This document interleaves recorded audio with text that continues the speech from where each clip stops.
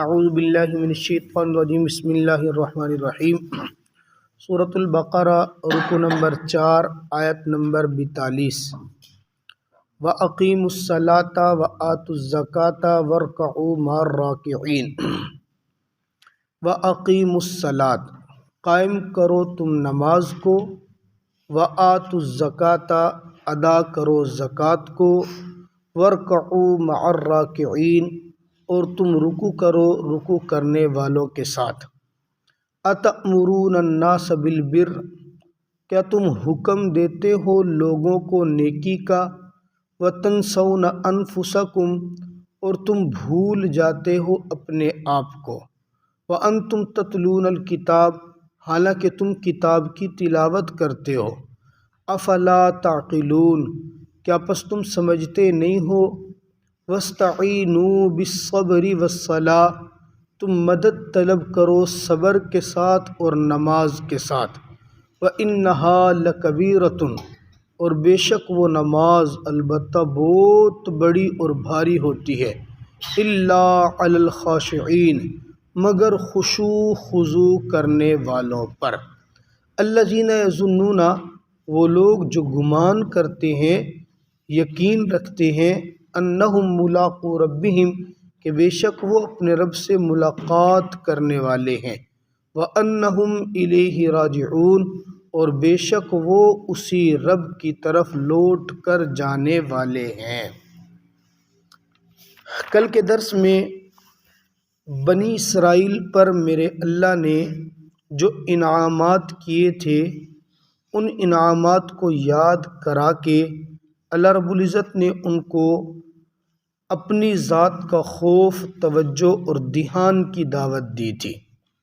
انعامات کے سارے جو بھی معاملات تھے، اوفوا بعہدی واوف بعہدکم میں اللہ رب العزت نے ذکر کیے، پھر ذکر کیا کہ حق کو باطل کے ساتھ خلط ملط نہ کرو، پھر ذکر فرمایا کہ حق کو نہ چھپاؤ۔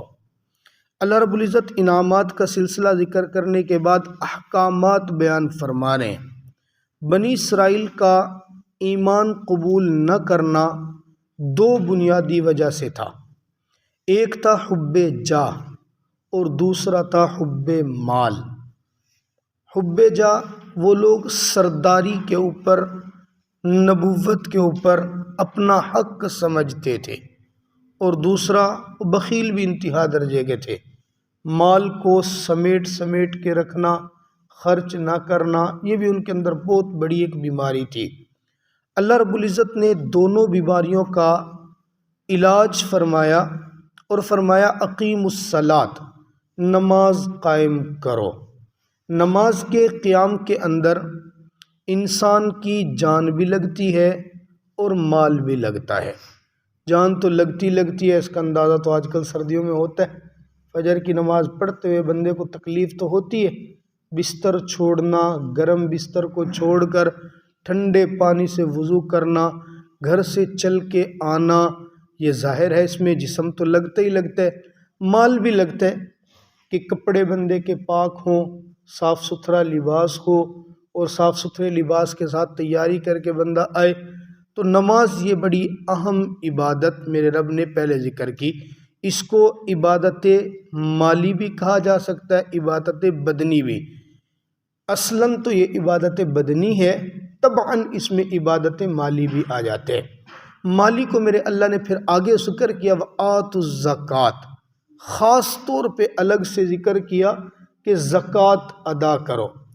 انسان کی فطرت میں مال کی محبت ہے، مال کمانا، مال کو جمع کرنا یہ کوئی بری بات بھی نہیں ہے، بلکہ اس نیت سے اگر کمایا جائے کہ میں اس مال کو کما کر کے اپنے اور اپنے بچوں کی جائز ضروریات بھی پوری کروں گا، اور ساتھ ساتھ اللہ رب العزت کی خوشنودی کے وصول کے لیے اللہ کے راستے میں بھی خرچ کروں گا، تو اس کمانے کے سلسلے میں جو بھی تکلیف آتی ہے میرا رب اس کو بھی عبادت بنا دیتے ہیں۔ مال کمانا اللہ کی رضا کے لیے ہو تو یہ بھی بہت بڑی ایک عبادت بن جاتے ہیں۔ اللہ رب العزت نے یہ دونوں چیزیں ذکر کر کے تیسری بات ذکر کی، وَارْکَعُوا مَعَ الرَّاکِعِینَ، رکوع کرو رکوع کرنے والوں کے ساتھ۔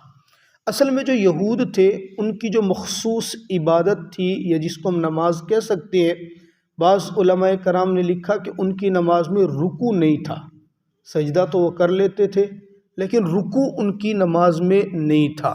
اسے اللہ رب العزت نے اقیم الصلاۃ کا لفظ ذکر کر کے خاص پھر رکوع کو الگ سے ذکر کیا کہ نماز بھی قائم کرو، زکوٰۃ بھی ادا کرو اور رکوع بھی ضرور کرو۔ اس سے مسلمانوں کی نماز کی طرف اشارہ ہے۔ نماز چونکہ تمام عبادات میں بڑی اہم عبادت ہے، نماز میں دو چیزیں بڑی اہم ہیں، ایک ہے نماز کا فرض ہونا اور دوسرا ہے جماعت کے ساتھ ادا کرنا۔ نماز کی فرضیت آپ اگر اکیلے پڑھتے ہیں ادا تو ہو جائے گی، نماز جماعت کے ساتھ پڑھنا یہ سنت مؤکدہ ہے، اور سنت مؤکدہ میں سے جس طرح فجر کی پہلی دو سنتیں، یہ جتنی سنن مؤکدہ ہیں ان میں سے سب سے زیادہ تاکید اس کی آئی ہے قریب ترین وجوب کے، اسی طرح جماعت کے ساتھ نماز پڑھنا یہ بھی اسی طرح لازم ہے۔ کوئی بندہ اگر یہ کوشش کرتا ہے اپنی کسی مصروفیت کی وجہ سے، کبھی کبھار اگر جماعت چھوٹ جائے تو ایک الگ معاملہ ہے، اگر مستقل جماعت چھوڑنے کی عادت بنا دیتا ہے تو یہ مستحق کے عذاب ہوگا، مستحق کے ملامت ہوگا، باقاعدہ طور پہ اس سے سوال ہوگا۔ اس پہ دلیل ہے، آپ علیہ الصلوۃ والسلام کے پاس ایک صحابی رسول ہے، آنکھوں سے نابینا تھے۔ یا رسول اللہ میں مسجد نہیں آ سکتا اور میں گھر نماز پڑھنا چاہتا ہوں، مجھے کوئی لانے والا نہیں ہے، لے جانے والا نہیں ہے، آپ اگر اجازت دے دیں تو کیا میں گھر میں نماز پڑھ لوں؟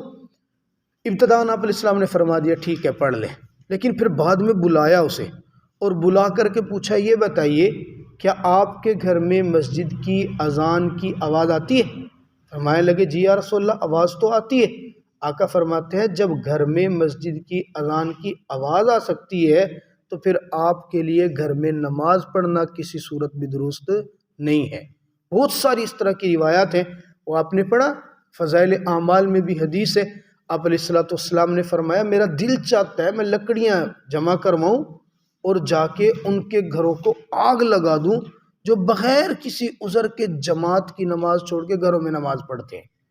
غصے کا اظہار ان پہ ہو رہا ہے جو نماز پڑھتے ہیں، بس کیا کرتے ہیں جماعت کو چھوڑ دیتے ہیں، مسجد کو چھوڑ دیتے ہیں۔ وہ اندازہ کرے جو بالکل ہی چھوڑ دیتے ہیں، پڑھتے ہی نہیں ہے، اس کے اوپر آپ علیہ الصلوۃ والسلام کا کتنا غصہ ہوگا۔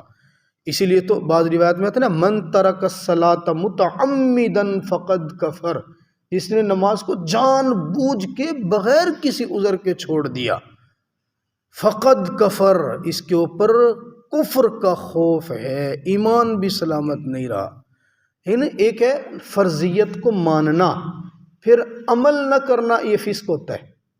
ایک ہے فرضیت کا انکار کر دینا، پھر انکار ایک عملی ہوتا ہے اور ایک قولی ہوتا ہے۔ قولی انکار کیا ہوتا ہے؟ بندہ زبان سے نعوذ باللہ انکار کر دے۔ ایک عملی ہوتا ہے بس سرے سے پڑھتے ہی نہیں ہے، کبھی بھی زبان سے مانتا ہے لیکن کبھی کسی نے دیکھا نہیں ہے پڑھتے ہوئے، تو ایسے بندے کا معاملہ بڑا خطرناک ہوتا ہے۔ اس لیے فقہا فرماتے ہیں محلے کے اندر اگر ایسا کوئی بندہ ہے جس کو کبھی کسی نے مسجد میں دیکھا ہی نہیں ہے، نہ عید کی نماز پہ، نہ جمعے کی نماز پہ، نہ کسی اور نماز پہ، ایسے بندے کے جنازے سے پہلے تحقیق کرنی چاہیے۔ جو وقت کا امام مسجد کا امام ہوگا اس کو حکم ہے وہ جنازہ نہ پڑھے، اس کا پہلے تحقیق کرے بھی کسی نے اس کو دیکھا بھی ہے۔ مسلمان اور کافر میں فرق کرنے والی چیز تو نماز ہے۔ اگر کسی ایک نے آ کے شہادت دے دی کہ ہاں ہم نے دیکھا تو اس کو کبھی نہ کبھی مسجد میں، پھر ٹھیک ہے اس کا جنازہ پڑھا لے، ورنہ جنازے کا بھی حکم ہے کہ نہیں پڑھانا۔ تو نماز یہ بڑی اہم چیز ہے۔ تین باتیں اس میں آ گئی، اتأمرون الناس بالبر وتنسون انفسکم۔ اہل کتاب کی خاص عادت تھی، جو اہل کتاب کے علماء تھے وہ آپ علیہ الصلوۃ والسلام کو برحق مانتے تھے، آخری نبی سچا مانتے تھے، عام اپنے ماننے والوں کو کہا کرتے تھے کہ جاؤ اور جا کر آپ ایمان قبول کر لو۔ ان سے پوچھا جاتا جب ہمیں کہہ رہے ہو تو خود کیوں نہیں لاتے ایمان؟ وہ کہتے ہم کسی مصلحت کی وجہ سے ایمان نہیں قبول کرتے۔ وہ مصلحت کیا تھی؟ ان کے نذرانے رک جاتے تھے، ان کو جناب ہدایہ نہیں ملتے تھے، ان کا جناب والا دکانداریاں بند ہوتی تھی، اس خوف سے کہ کہیں بھوکے نہ مر جائیں وہ ایمان ہی قبول نہیں کرتے تھے۔ اللہ ان کی طرف اشارہ کر لوگوں کو تو نیکی کا حکم دیتے ہیں، اتأمرون الناس بالبر، لوگوں کو نیکی کا حکم دیتے ہیں، وَتَنْسَوْنَ أَنفُسَكُمْ، لیکن خود کو بھول جاتے ہیں، وَأَنْتُمْ تَتْلُونَ الْكِتَابَ، حالانکہ تم کیا کرتے ہو؟ کتاب بھی پڑھتے ہو، سارا کچھ پڑھتے ہو۔ اس سے یہ بات سمجھنا کہ انسان ایک بات کا عمل نہ کرتا ہو، کیا اس کی تبلیغ کرنا جائز ہے یا نہیں ہے؟ ہو جاتا ہے بس اوقات بہت ساری چیزوں میں بندہ ایک عملی طور پہ کمزور ہوتا ہے، تو جس معاملے میں عملی طور پہ کمزور ہے کیا اس کو آگے واعظ تبلیغ کر سکتا ہے؟ نہیں۔ علماء فرماتے ہیں یہ سمجھنا اس آیت مبارکہ سے کہ میں عامل نہیں ہوں تو لہذا میں بات بھی نہ آگے کروں، یہ غلط ہے۔ آپ بات کریں، دعوت دیں، اس جذبے سے دیں کہ میرے اندر کمزوری ہے، میں دعوت دے رہا ہوں، اللہ اس دعوت کی برکت سے وہ میری کمزوری دور فرما دیں گے۔ علامہ مولانا اشرف علی تھانوی رحمۃ اللہ علیہ فرماتے تھے، بہت بڑے عالم گزرے، اللہ تعالیٰ نے بڑا دن سے دین کا کام لیا، وہ فرماتے تھے میں اپنے اندر دیکھتا ہوں کہ جس بات کی میرے اندر کمزوری ہوتی ہے نا، میں اپنے واعظ میں اس کمزوری کو کثرت سے بیان کرنا شروع کر دیتا ہوں، اور اتنا بیان کرتا ہوں کہ جب تک میرا اس کے اوپر عمل نہ آ جائے میں بیان کرتا رہتا ہوں۔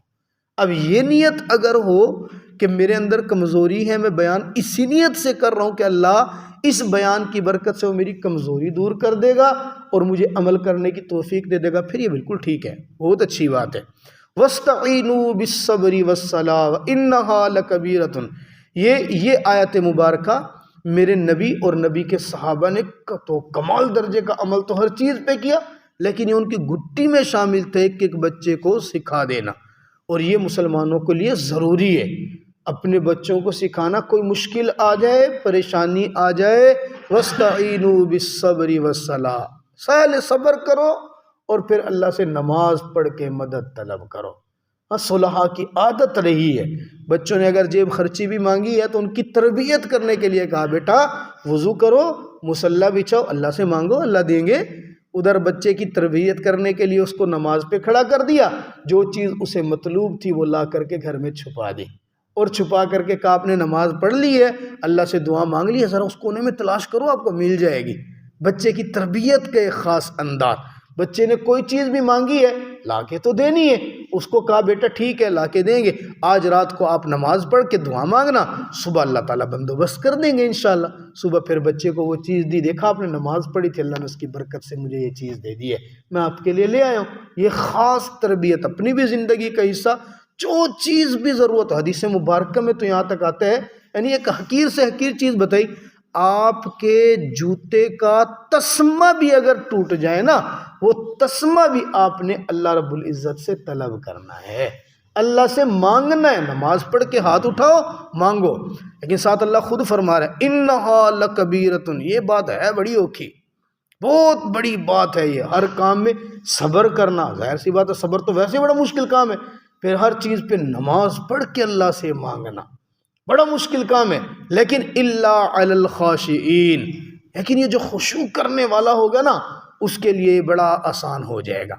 اب بندے کے ذہن میں یہاں ایک بات آتی ہے کہ میں چھوٹی چھوٹی بات پہ ہر مرتبہ ناقات کس طرح پڑھوں، میں تو دکان پہ کھڑا ہوں، دکان پہ مجھے کس چیز کی ضرورت پڑ گئی، میں وہاں کیسے وضو کروں گا، نماز پڑھوں گا۔ اس کے لیے بھی علماء نے آسان سی ترتیب بنائی کہ آپ ایک لمحے کے لیے اپنی آنکھ بند کریں اگر کر سکتے ہیں، نہیں کر سکتے تو بس دل میں خیال کریں، بس دل میں خیال کر کے آپ یہ کریں اللہ فلاں چیز ضرورت ہے، اس کا انتظام فرما دیں، بس اتنا کہنا بھی آپ کا میرے رب تعالیٰ کی بارگاہ میں قبول و منظور ہو جائے گا، اور آپ صبر کے اندر شامل ہو جائیں گے۔ الذین، فرمانے خشوع کرنے والے کون ہیں، عاجزی کرنے والے کون ہیں، کن کے اوپر نماز بھاری نہیں پڑتی، ان کے وصف بتا دیے، الذین یظنون انہم ملاقو ربہم، جن کو یقین ہوتا ہے میں نے اپنے رب کی بارگاہ میں جانا ضرور ہے، اس کو پکا پتہ ہے کہ میں نے مرنا بھی ہے، مرنے کے بعد اٹھنا بھی ہے، رب کے سامنے آنا بھی ہے، پھر اس کے لیے نماز پڑھنا کوئی مشکل نہیں ہوتا۔